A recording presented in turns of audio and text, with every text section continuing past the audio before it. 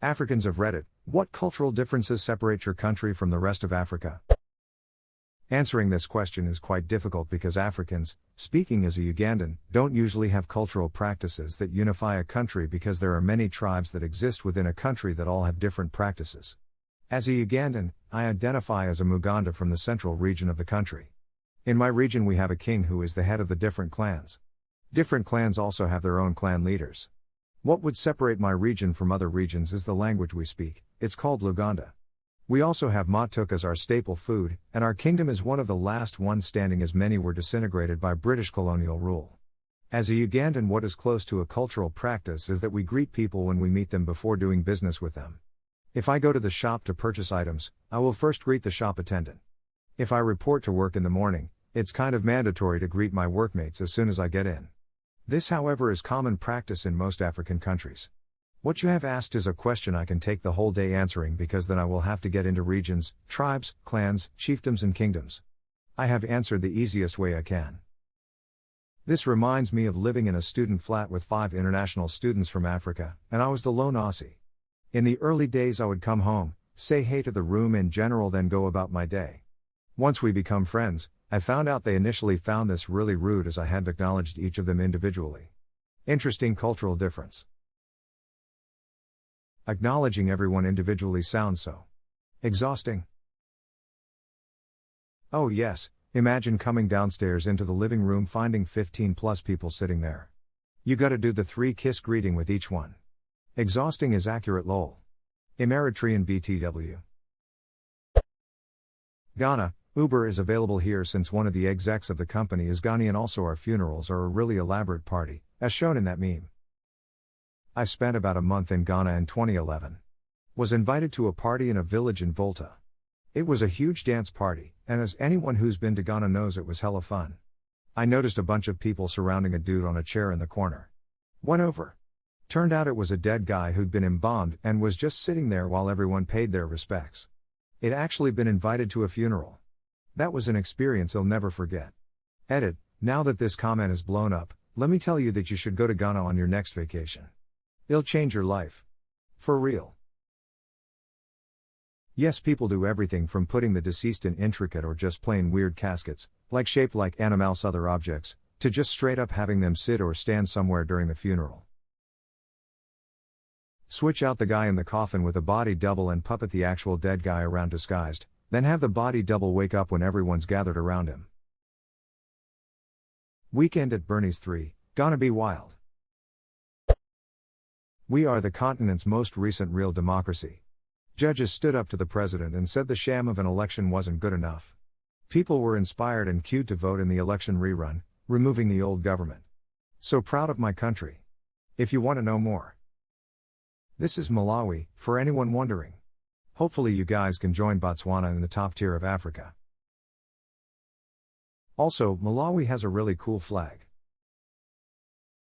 Oh yeah man, I think that flag rocks, that's some great design.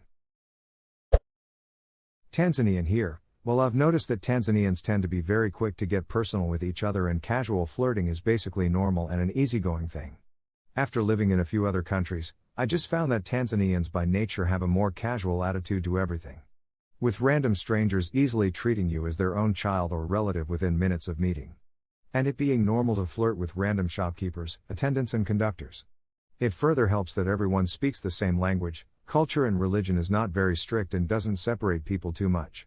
I grew up outside of Tanzania and moved back for a while as a teenager and it blew me away at first how easygoing everything was. Living away from home now makes me miss how I could strike up fun and insightful conversations everywhere I go and always joke around and flirt with people I didn't even know, genuinely helped a lot in getting over my social anxiety. As a Kenyan, we run. But TBH, that's just one tribe. We have 42 of them, same as most African countries with 30 plus tribes. Since most countries are less than 60 years old, we don't tend to have a real national identity.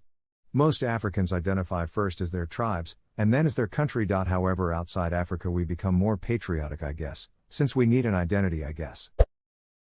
Well, we don't consider ourselves Africans and half the population keep debating if we are Arab or not. Egypt? Yes. As an Algerian and Moroccan, I feel you. I consider myself African, but others label me as an Arab. The problem in Egypt is like Morocco and Algeria, Berbers, and we have ethnic Egyptians. Most of North Africa has a lot of Arab ancestors from the Caliphate times, while we also have a lot of native people with native ancestry, so people don't know what to refer to us. Are we Egyptians, Berbers, or Arabs, or Africans? I understand, but for Algeria a lot of people are Berber, which is one of the oldest tribes in Africa, making majority of us African. Not too familiar with Egypt, but that's how I see it for us. From South Africa, we have a beach with penguins. Cute little waddlers smile. Business geese. Such a difficult question to answer. Even within countries, there are significant cultural differences. Example, I'm Kenyan, from a community called Kikuyu. Kikuyus are as culturally different from, say, the famous Maasai people, as a Scotsman is from a Welshman, even though both of those are British. In Kenya alone, there are 45 different communities or tribes, think Scottish, English, Welsh, Northern Irish, etc., as the tribes of the UK. And most other African countries are also the same. This results in wide-ranging cultural differences even for closely neighboring countries. So things like language, marriage customs, rites of passage, handling death, etc. are all totally different and alien to communities living just a few hundred kms from each other. For example, in the Dinka tribe in Kenya's neighbor South Sudan, the men scar their faces as a rite of passage. That sounds just as bizarre to me as it would to a European or a Chinese person. So the short answer to what cultural differences separate your country from the rest of Africa is just like community, we'd need #6 season Sunday movie to explain it all. I'm half Kenyan and half Ugandan. My Kenyan parent is half Kisii, then 14 Luo and 14 Kalenjin. I have no idea what my Ugandan parent is. They never tell us anything about where they're from. All I know is they speak either Buganda or Luganda, all this variety from two countries. Wow, are a complete mixed bag, lol. You can only tell people that your ethnicity is East African. But I believe these ethnic mixtures are great for social cohesion and appreciating other cultures. To add in another layer to the mix, my parents emigrated to the Middle East right when I was born, so I've grown up like an Arab kid. I even went to an international school, so my accent is the definition of nondescript. I don't know if this counts, but we are the music capital of Africa. Nigeria. Yep.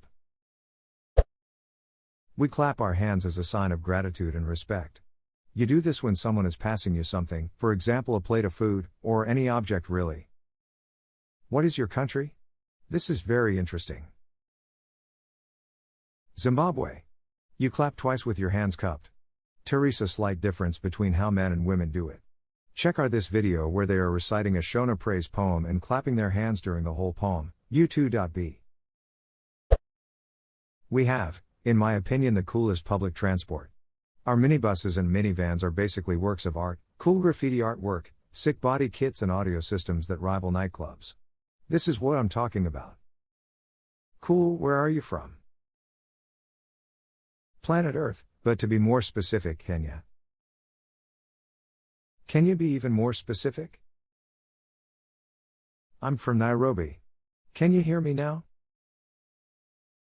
Uganda, be even more specific than that. This pun thing can go on for a while.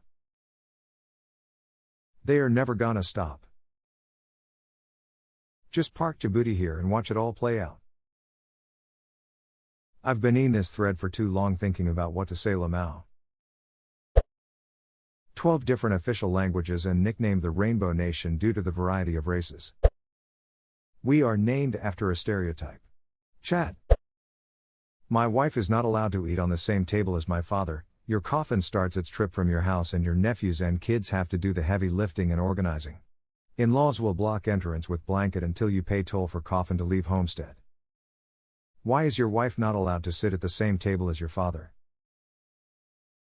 My father already has a wife and my wife is the youngest wife in family, therefore must eat on the floor or somewhere else. On top of that, during family functions she has to run around and do the hard work. That last sentence is true in many cultures. In Japan it is the oldest direct son's job to take care of his parents, and the youngest woman is expected to do domestic work for everyone at family functions, serving drinks and taking plates. This is a larger variant of traditional household roles.